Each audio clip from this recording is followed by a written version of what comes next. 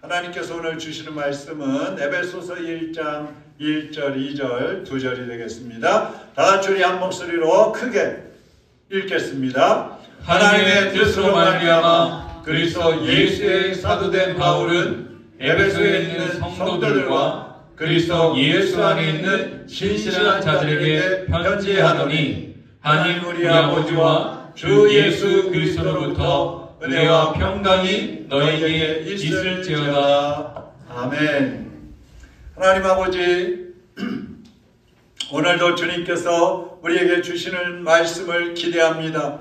말씀하여 주옵시고 주님의 음성으로 깨달을 수 있게 하여 주시옵소서. 귀가 열려지게 하여 주시옵소서. 말씀이 이해되고 깨달아지는 지혜를 더하여 주시옵소서. 종의 입술도 성령님의 도구로 사용하여 주옵시고 진리와 생명의 말씀만 전할 수 있게 하여 주시옵소서. 예수 그리스도의 이름으로 기도하옵나이다. 네. 아멘.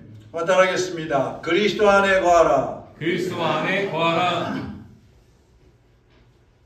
아마 신앙생활 하시면서 평생을 가도 성경 한 권 전체, 에베소서면 에베소 1장 1절부터 6장 끝에까지 계속 이어서 성경을 다 들은 분들이 그렇게 많지 않을 거예요. 보통 이 성경을 한 권 택해서 설교를 한다고 하면 수요일이나 주일 오후나 뭐 금요일이나 새벽이나 이럴 때 주로 하고, 주일 오전에는 이제 제목, 주제를 가지고 설교를 하기 때문에 주일 오전에만 나오시는 분들은 성경 한 권 전체를 설교 들을 기회가 없는 거죠.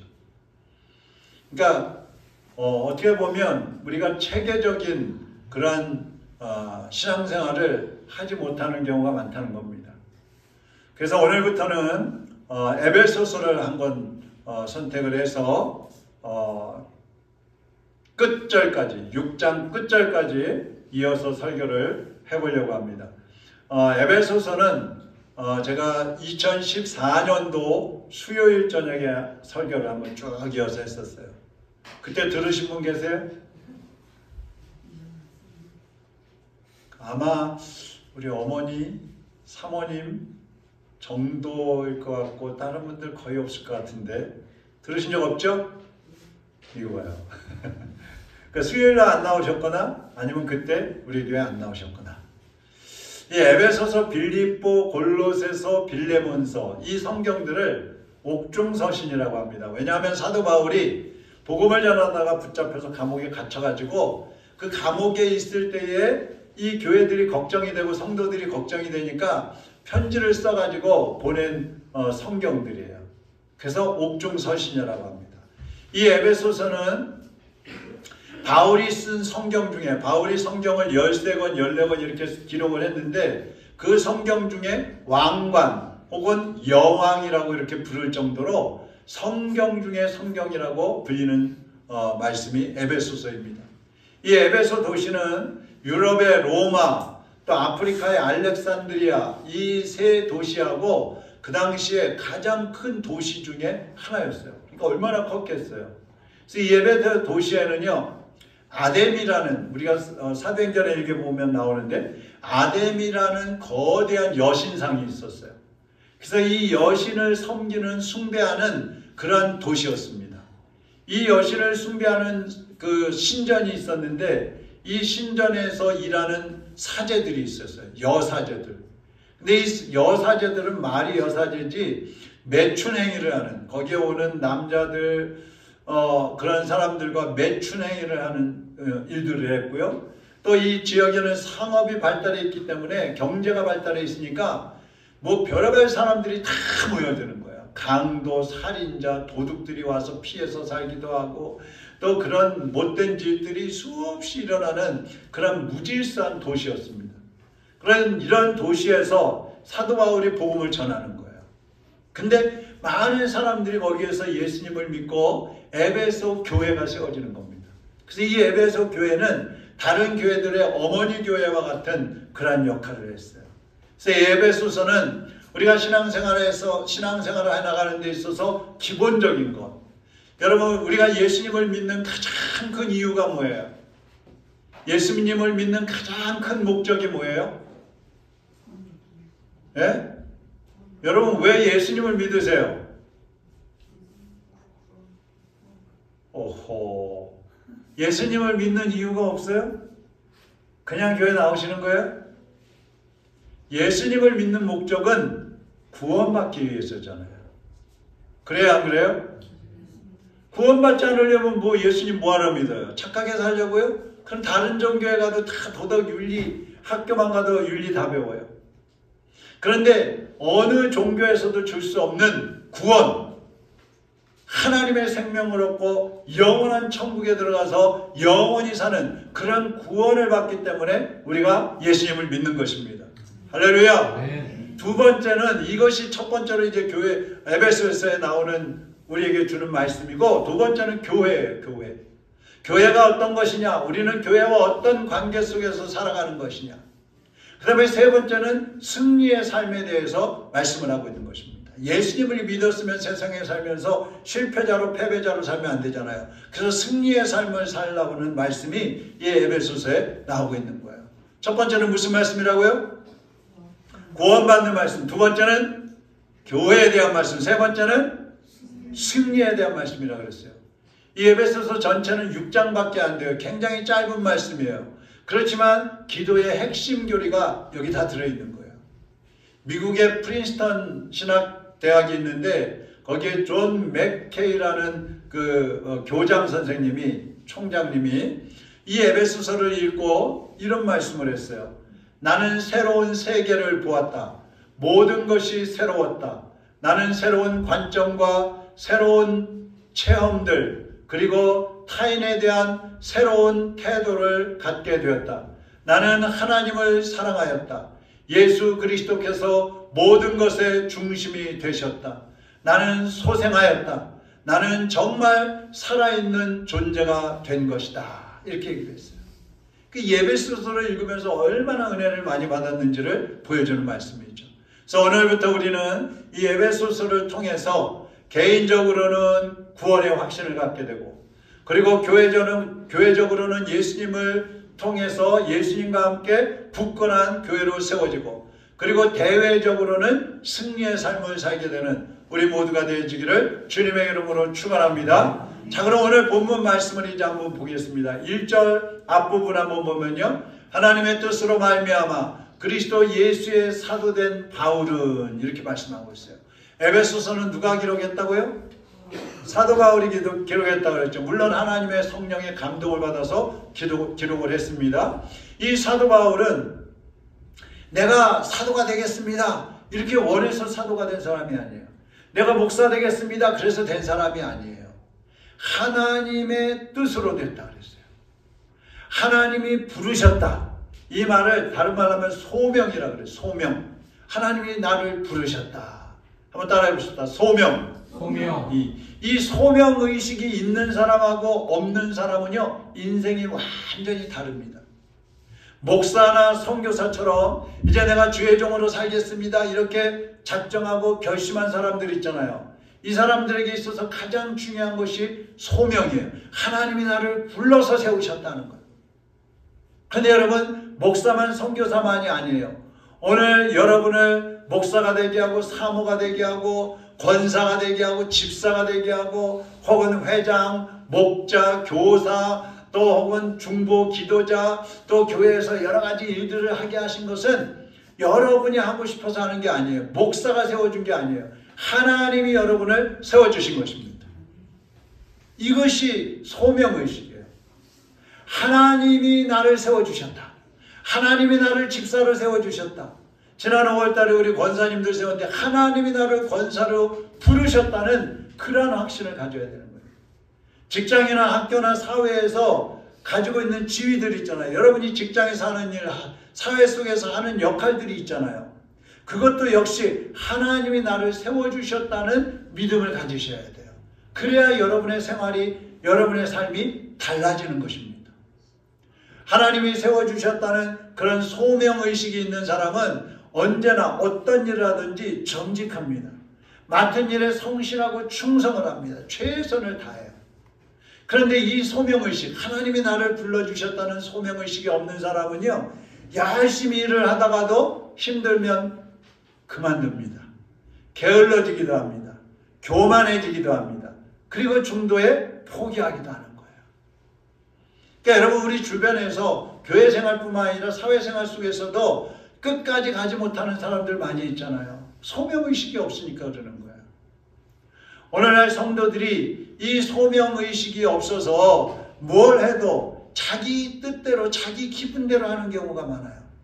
또 자기 이익을 위해서 하나님 뜻보다 자기의 뜻을 이루려고 힘쓰는 사람들이 굉장히 많아요. 여러분은 하나님이 여러분을 부르셔서 오늘 여러분에게 일을 맡기셨다는 그런 확신을 가지고 살아가시기를 바랍니다. 그러면 절대로 여러분의 믿음이 흔들리지 않아요. 하나님의 일을 하다가 또 사회생활을 하다가 어떤 환경에 처하더라도 절대로 낙심하지 않아요. 왜? 하나님이 나를 여기 세워주셨다는 믿음이 있기 때문에 그런 것입니다. 두 번째로는요, 우리가 생각해야 할 것은 사도라는 이름이에요. 사도라는 직분. 이 사도라는 말은 보냄받았다, 파견되었다, 던지워졌다, 이런 뜻이에요. 앞에서 말씀드린 것처럼 내가 원해서 가고 내가 하고 싶어서 하는 게 아니라 하나님이 나에게 할 일을 맡겨주셨고 하나님께서 나를 오늘 이 자리로 보내주셨다는 이런 확신이에요. 제가 신학교 다닐 때 교수님들이 맨날 하는 소리가 그거예요. 목사는 세 가지가 준비되어 있어야 된다. 첫째, 떠날 준비가 되어 있어야 한다. 그러니까 교회에서 사역을 하다가도 언제든지 하나님이 너 떠나서 딴 데로 가. 그러면 가야 된다는 거죠. 두 번째로 설교할 준비가 되어 있어야 한다. 어디 장소에서든지 임석빈 목사 설교하십시오. 네, 설교해야 된다. 설교 준비 안 해서 못하는데요. 이러면 안 된다는 거예요. 세 번째, 죽을 준비가 되어 있어야 한다. 어디에 가서든지 하나님이 나에게 이 일을 맡기셨고 하나님이 나를 여기 보내셨으니까 나는 여기서 죽으리라. 이런 준비가 되어 있어야 된다는 거예요. 하나님이 여러분을 현재의 자리로 보내셨고 또 지금 여러분이 하는 일들은 하나님이 맡기셨다는 일을 하나님이 맡기셨다는 것을 확실히 인식하시고 또 그런 믿음을 가지고 살아가시기를 바랍니다. 그렇게 한다고 하면 그 사람은 첫째로는 여러분을 보내신 그 하나님의 뜻대로 살게 돼 있어요. 두 번째는 보냄받은 곳에서 충성하다가 죽겠다는 각오를 가지고 일을 하게 돼 있어요. 우리나라에 들어온 선교사 중에 젊어서 우리나라에 들어왔는데 선교도 제대로 못해보고 순교를 한 토마스 선교사가 있어요. 여러분도 아마 많이 배우셨을 거예요. 이분은 영국 웨일스 장로교회에 이제 선교사로 파송이 됐는데 26살 젊은 나이에 조선에 예수님을 전하겠다고 왔어요. 그게 1866년도 미국 상선, 장사하는 상선 제너럴 셔먼 호를 타고 들어왔어요. 들어보셨죠? 못 들어보셨구나. 네, 이거 책에도 나오는 건데 국사책에도. 네. 어쨌든 1866년에 평양으로 왔어요. 그런데 이 배를 타고 왔는데 조선 군사들이 이 배를 항구에다 대지 못하게 하는 거예요. 그러면서 배를 불태워 버렸어요. 포를 쏘고. 근데 이 토마스 선교사가 선교를 하러 왔잖아요. 그러니까 막 배에서 뛰어내려 가지고 성경과 기독교 문서들을 가지고 헤엄쳐서 올라왔어요. 그랬더니 조선 군사들이 이 토마스 선교사를 목베어서 죽여버렸어요. 그래서 그 자리에서 그냥 죽은 거예요. 그 토마스 선교사가 죽으면서 남긴 말은 예수였어요. 이 당시 이 토마스 선교사가 죽으면서 성경과 기독교 서적을 땅바닥에 이제 던지고 죽었어요. 근데 예수 믿지도 않는 조선 사람들이 이 성경책을 주워다가 어떤 사람은 자기 집에 벽지로 발라놓고 어떤 사람은 종이가 보들보들하니까 이걸 가지고 화장실 갈 때 썼어요. 근데 그러다가 벽에 붙어있는 그 성경을 누워가지고 심심하니까 이렇게 두리번두리번 읽어보는데 말씀이 들어온 거예요. 그러니까 그 사람들이 예수님을 믿게 되고 기독교가 이 조선에 퍼져가기 시작하게 된 거예요. 여러분 놀랍지 않습니까? 토마스 선교사는 이 하나님의 보내심을 받고 이 조선 땅에 겨우 발만 디뎌놨을 뿐이에요. 그리고 죽었어요. 그런데 그의 그 순교가 오늘날 대한민국의 이 기독교의 발판이 됐단 말이에요. 그러니까 하나님이 보내신다는 이 사실, 이것이 얼마나 놀라운 사실인지 몰라요. 지금 여러분은 교회에서 어떤 직분을 받고 계십니까? 또 어떤 직업에 종사하고 있습니까? 또 어떤 분은 학교에 다니고 있을 것이고 어떤 사람은 집에서 살림하고 또 아이를 키우기도 하고 그럴 거예요. 근데 여러분 그 모든 일을 하기 싫어, 아이고 죽겠어, 이것만 안 하면 좋겠어, 억지로 하는 것이 아니라 하나님께서 나에게 이 일을 맡기셨다. 이 일을 통해서 하나님의 뜻을 이루기 위해서 하나님이 이 일을 맡기셨고 나를 여기로 보내셨다는 그러한 사명감, 그러한 소명감을 가지고 살아가세요. 그러면 여러분이 맡은 일에 최선을 다하게 될 것이고 하나님은 반드시 열매 맺게 해주시는 것입니다. 저는 우리 성도들이 누구든지 교회와 주님을 위해서 어떤 일이든지 한 가지씩 좀 하시면 좋겠어요. 화장실 청소를 하시든지 아니면 강단에 와서 청소기를 한번 돌리시든지, 이 강단이라도 와서 걸레질을 한번 하든지 아니면 교회에 와서 시간 정해놓고 기도를 하시든지 주보를 나눠주시든지 하여튼 뭐라도 했으면 좋겠어요. 여러분 예수님은 우리를 구원하기 위해서 모든 것을 다 내어주셨고 십자가에 못 박혀 죽어주셨는데 우리가 그 예수님의 은혜로 구원을 받았는데 우리도 주님을 위해서 뭔가를 해야 되잖아요. 믿음은 교회만 왔다 갔다 한다고 해서 크는 게 아닙니다. 하나님의 일을 할 때에 믿음이 성장을 하는 거예요. 여러분 요새 다니엘 기도회 듣고 계십니까? 그 와플 대학 설립하신 분 있잖아요. 정말 보니까 뭐 말씀하는 거 보니까 세련되지도 않은 것 같아요. 뭐 부자같이 느껴지지도 않아요. 말씀하는 거 보면. 근데 그분은 은혜 받고 나니까 교회에서 막 뭐 할 일 없나? 그래서 화장실 청소를 했는데 조금이라도 교회에 더 오래 있고 싶어서 화장실 천장까지 청소를 했대잖아요. 그러한 열정이 있으니까 믿음이 성장하고 하나님이 거기에 도와주시는 거예요. 무언가 하고 싶은데 뭐 할지 몰라야 되겠다. 그러면 저를 찾아오십시오. 제가 알려드릴게요. 그냥 오셔서 교회 밖에 저 마당 주차장이라도 쓸고 가세요. 할 거 없다고 생각되면 오셔서 교회 벽 한번 짓고 교회를 위해서 기도 한번 하고 가세요. 하나님이 나에게 맡겨주신 일, 하나님이 나를 보내셨다는 이 사명감, 이 소명감이 여러분에게 있으면 여러분의 인생이 달라지는 거예요. 하나님에 대한 반응도 달라지는 거예요. 이것이 하나님의 일꾼들에게 있어서 대단히 중요한 것입니다. 그리고 오늘 본문에 또 보면은요, 사도 바울이 이걸 감옥에서 써서 보냈다고 그랬잖아요. 그러면 누구에게 보냈는가? 자, 이 편지를 받는 사람들 한번 보세요. 1절 끝부분인데요. 에베소에 있는 성도들과 그리스도 예수 안에 있는 신실한 자들에게 편지하노니 그랬어요. 자, 여기 누구한테 보낸다 그랬어요? 에베소에 있는 누구? 성도들에게. 첫 번째는 성도들한테 보낸 거예요. 성도가 뭡니까? 구별된 사람들을 말하는 거예요. 거룩한 사람들을 말하는 거예요.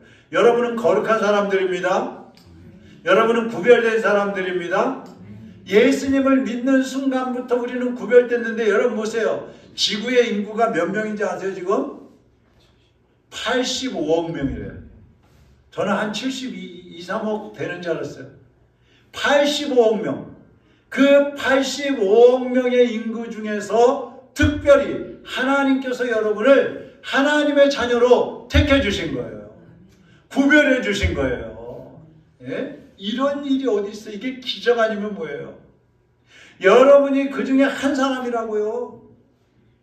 그러면 우리가 어떤 면에서 구별된 삶을 살아야 될까요? 하나님이 우리를 85억 명 중에 한 사람으로, 그것도 하나님의 자녀로 구별해 주셨는데, 그럼 우리는 어떻게 살아야 되느냐?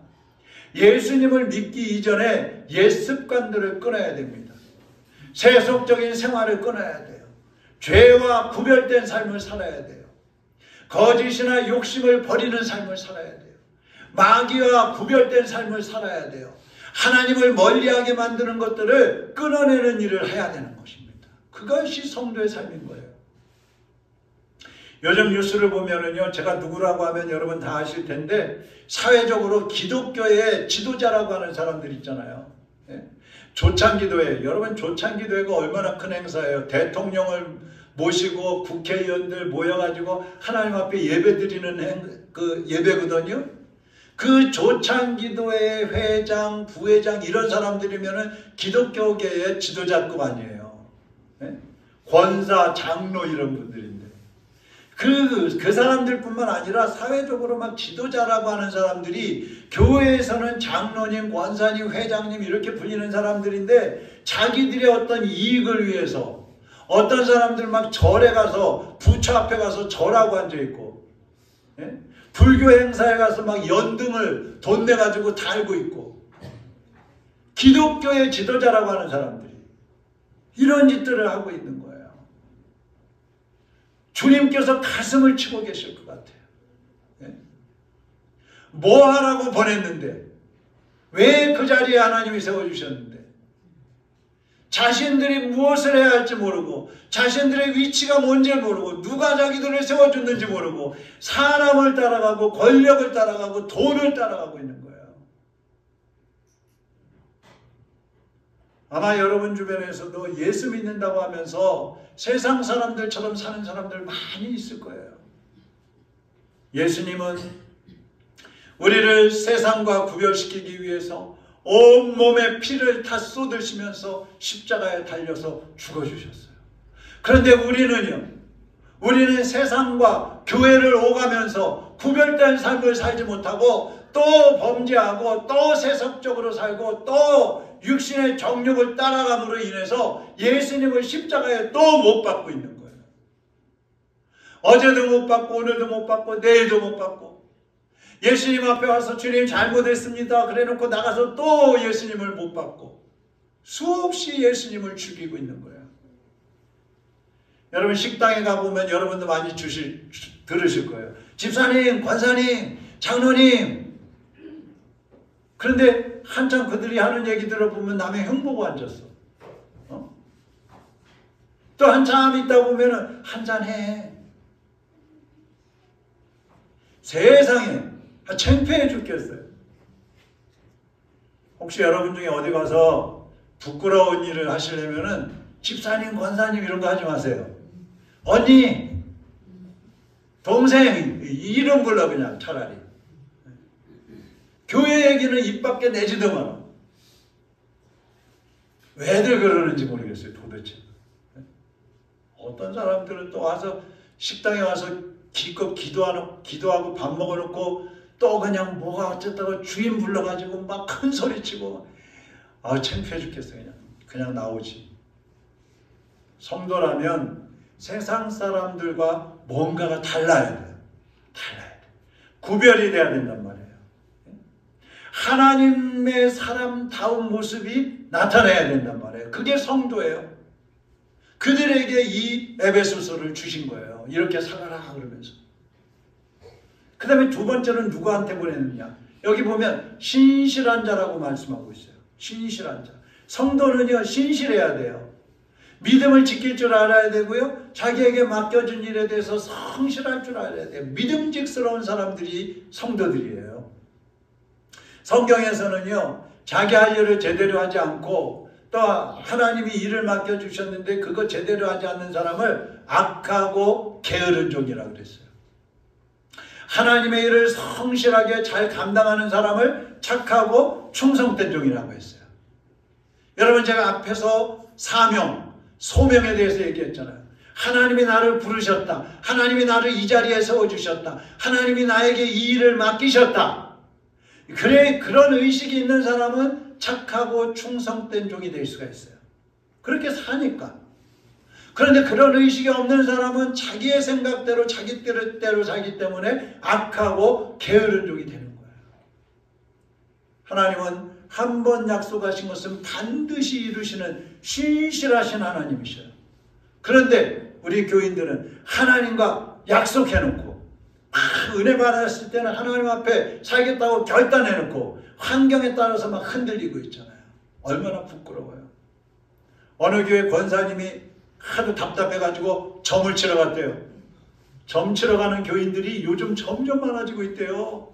예. 점을 치러 갔더니 점쟁이가 그러더래요. 야, 가서 예수나 잘 믿어. 교회에서는 믿음 있는 척 하다가 밖에 나가서는 믿음을 다 팔아먹는 사람들이 많이 있어요. 예? 사람들 앞에서 부끄러워가지고 제대로 기도도 못하고 예수님 믿는다고도 못하는 사람들, 이거 믿음 팔아먹는 사람들이에요. 눈앞에 있는 자기 이익 때문에 믿음을 팔아먹는 사람들도 많아요. 얼마 전에 우리 목사님 부부들이, 저는 안 갔는데 목사님 부부들이 어느 식당에 가서 식사를 했대요. 근데 주인 남자분이, 사장님이 계산을 했는데 4만 원을 빼먹고 계산한 거예요. 근데 그것을 계산하던 사모님하고 장로님은 다 알았는데 그냥 간 거예요. 돌려주지 않고. 그런데 나중에 이제 그 행사를 주관했던 목사님이 잘 아니까 거기에 갔더니 그 사모님 사장님이 지금 계산이 좀 이상한 것 같다 그러더래요. 그래서 목사님이 계산해 보니까 4만 원이 빠졌더래요. 그래서 미안하다고 그러고 4만 원을 다시 주고 왔다 그러더라고요. 여러분, 만약 그냥 가고 끝났다면 어떻게 했겠어요? 이야, 그 목사 사모라는 것들이 그 돈 떼먹고도 그냥 나 입 닫고 가네? 그랬을 거 아니에요. 그러니까 우리가 자기의 이익 앞에서 믿음을 팔아먹는 거예요.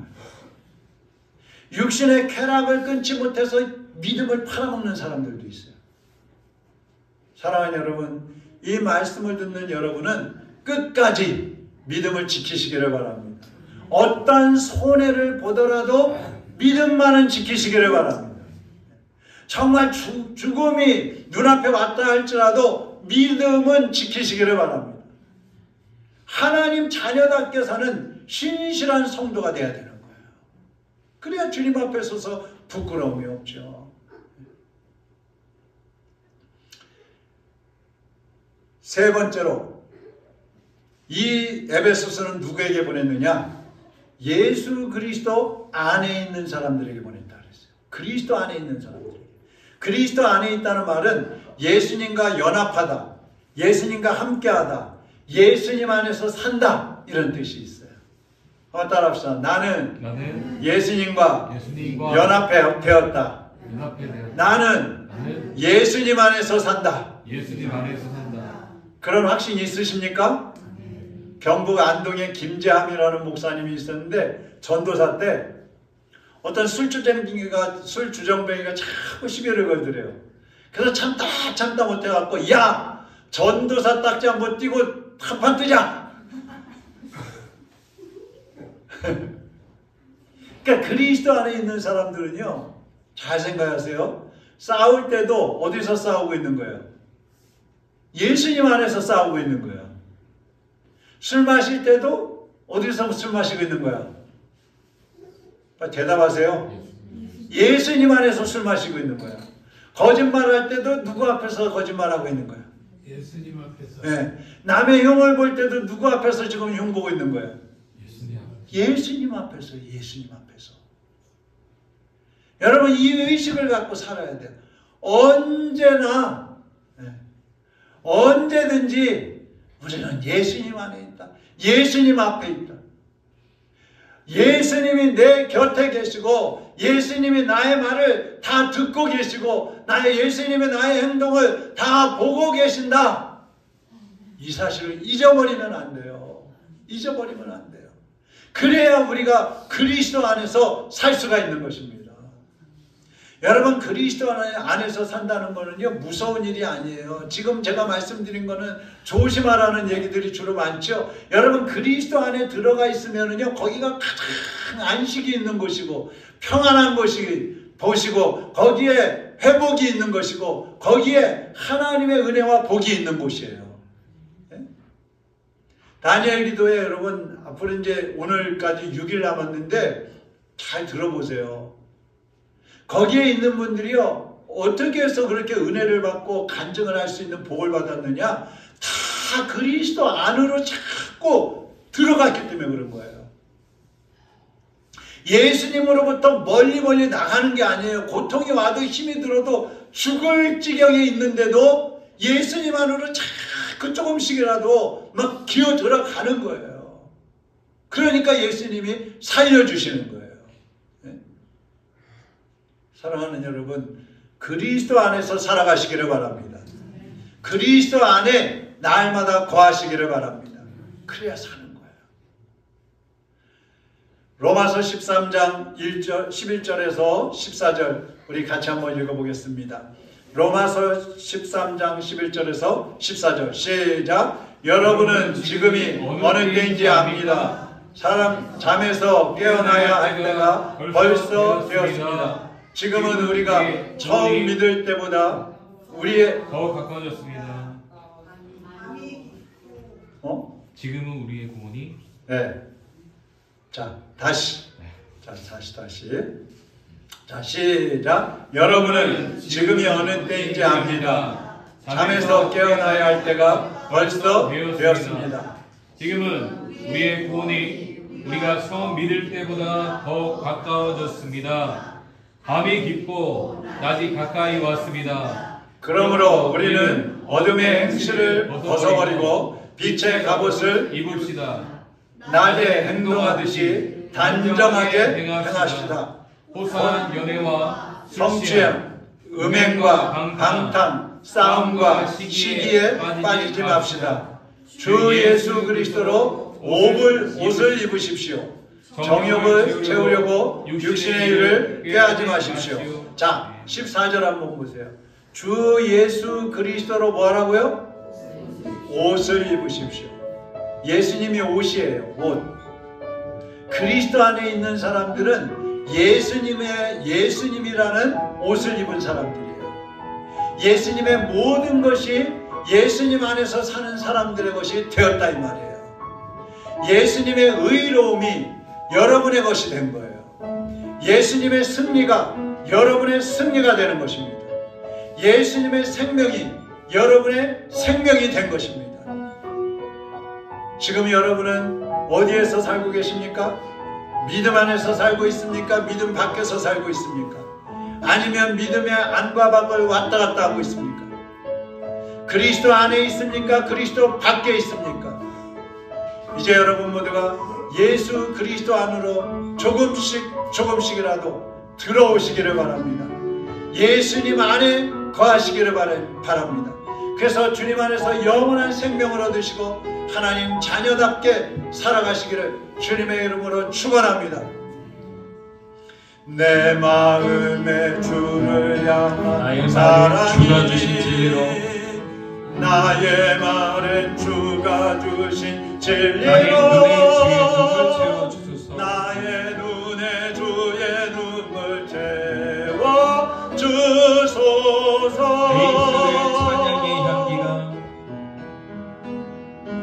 내 입술에 찬양의 향기가 두 손에는 주를 닮은 섬김이 나의 삶에 주의 은정 남게 하소서. 하나님의 사랑이 영원히 함께하니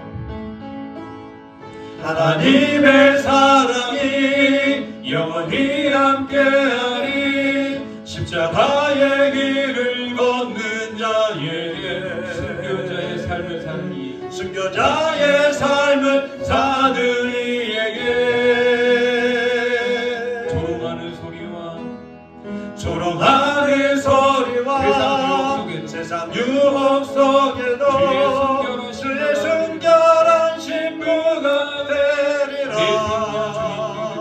내 생명 주님께 내 생명 주님께 내 생명 주님께 내 생명 주님께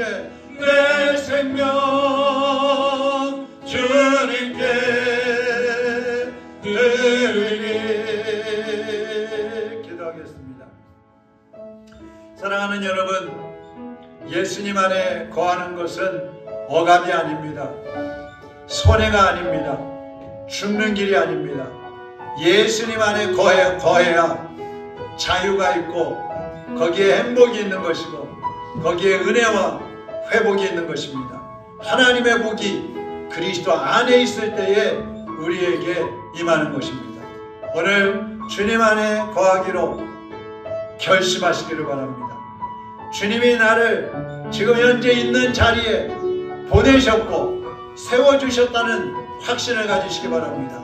지금 여러분이 하고 있는 일들이 교회 안에서 하는 일이 아니라 할지라도 그 일을 통해서 하나님의 뜻을 이루기를 원하시는 그 하나님의 마음을 깨달으시기를 바랍니다.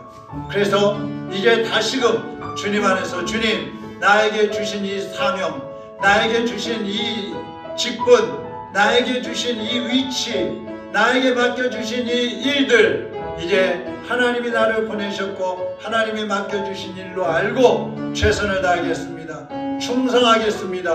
헌신하겠습니다. 주님, 나를 착하고 충성된 종으로 삼아주시고 나를 사용하여 주셔서 하나님의 나라가 세워지고 하나님의 뜻이 이루어지게 하여 주시옵소서. 우리 주님 앞에 다짐하며 결심하며 하나님 앞에 기도하겠습니다. 다 같이 기도합니다. 사랑하는 주님, 하나님의 자녀들이 이제 우리가 있는 위치가, 우리가 있는 자리가 하나님이 세워주신 자리요 하나님이 보내주신 곳이라는 사실을 확신하게 하여 주시옵소서. 우리가 하고 있는 일들이 가정에서 하는 일이든 직장에서 하는 일이든 학교를 다니는 것이든 가정에서 또 우리 교회에서 무엇을 하든지 하나님이 나에게 맡겨주셨고 하나님이 나를 이 자리로 보내주셨다는 사명감을 가지고 소명감을 가지고 믿음으로 행하는 하나님의 백성들이 되게 하여 주시옵소서. 이제는 그렇게 살겠습니다. 이제는 그리스도 안에서 성도로 신실한 자로 살아가겠습니다. 충성하며 맡은 일에 헌신하며 생명 바쳐 나가겠습니다. 주여, 우리를 사용해 주시옵시고 우리를 주님의 일꾼들로 사용하여 주시옵소서. 하나님의 자녀들을 통하여 세상이 변화되고 하나님의 자녀들을 통하여 세상이 본이 되게 하시고 세상 사람들이 변화되는 역사가 하나님께로 돌아오는 역사가 일어나게 하여 주시옵소서. 하나님 아버지, 하나님의 자녀들이 오늘 주님 앞에 다시 한번 깨닫고 결심합니다.